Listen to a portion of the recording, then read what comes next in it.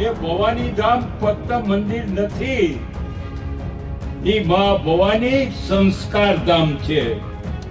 આ સંમેલન વીરત્વની વાત છે એ કઈ, અને વીરત્વ એનામાં જ આવે કે જે વ્યસન મુક્ત હોય. જો એકવાર તમે વ્યસન મુક્ત નહીં થાવ ને તો આ સમાજ હતો નતો થઈ જશે. ગીર સોમનાથમાં રાજપૂત સમાજનું એક સંમેલન મળ્યું, જેમાં ભાજપના નેતા વજુભાઈ વાળાએ જે નિવેદન આપ્યું એના કારણે ગુજરાતના રાજકારણમાં મોટા ફેરફાર થાય તો નવાઈ નહીં. વિગતે વાત કરીએ આ વિડીયોમાં. નમસ્કાર, વાઇબ્સ ઓફ ઇન્ડિયા સાથે હું ઇમરાન.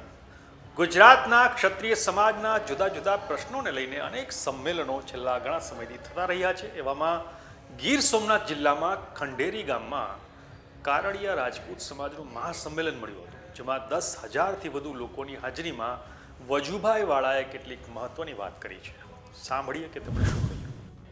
આ મંદિર છે ને, એ મંદિર પાછળનો એક જ હેતુ છે કે સમસ્ત રાજપૂત સમાજ સંગઠિત થાય. પણ સંગઠિત થાય એ પહેલા રાજપૂત સમાજે સંસ્કારી થવાની જરૂર છે. માં ભવાની સૌને શક્તિ આપે એના માટેનું આ સંમેલન છે. સમાજ સંસ્કારી હોવો જોઈએ, સમાજ સંગઠિત હોવો જોઈએ, અને સમાજ સંપત્તિવાન હોવો જોઈએ. પેલા સંસ્કારિતતા લાવો. માં ભવાનીનું મંદિર એ ભવાની ધામ ફક્ત મંદિર નથી, એ માં ભવાની સંસ્કાર ધામ છે. આ સંમેલન વીરત્વની વાત છે એ કઈ, અને વીરત્વ એનામાં જ આવે કે જે વ્યસન મુક્ત હોય. જો એકવાર તમે વ્યસન મુક્ત નહીં થાવ ને તો આ સમાજ હતો નતો થઈ જશે.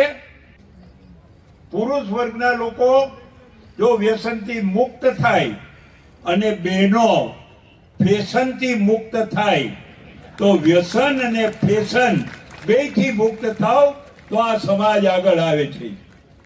અને જેના મા બાપે, જેના બાપાઓએ, જેના દાદાઓએ સમાજ માટે થઈને માથું આપ્યું છે, એના દીકરાઓ માં ભવાનીના મંદિર માટે રૂપિયા માટે અટકાશે કોઈ? તો આપણામાં તો કહેવત છે, દેનારનું કોઈ દી ખૂટતું નથી અને લેનારનું અભાગ્યાનું કોઈ દી ભરાતું નથી. આખી જિંદગી લાય કરે. આ રીતે વજુભાઈ વાળાએ વ્યસન મુક્તિની વાત કરવાની સાથે સમાજને સંગઠિત બનવાની વાત કરી છે. ત્યારે એ વાતની ગુજરાતના રાજકારણમાં પણ મોટી અસર થાય તો નવાઈ નહીં. આ વિશે તમારું શું કહેવું છે? અમને કોમેન્ટ કરીને જરૂરથી જણાવજો. આપણે મળતા રહીશું વાઇબ્સ ઓફ ઇન્ડિયા પર.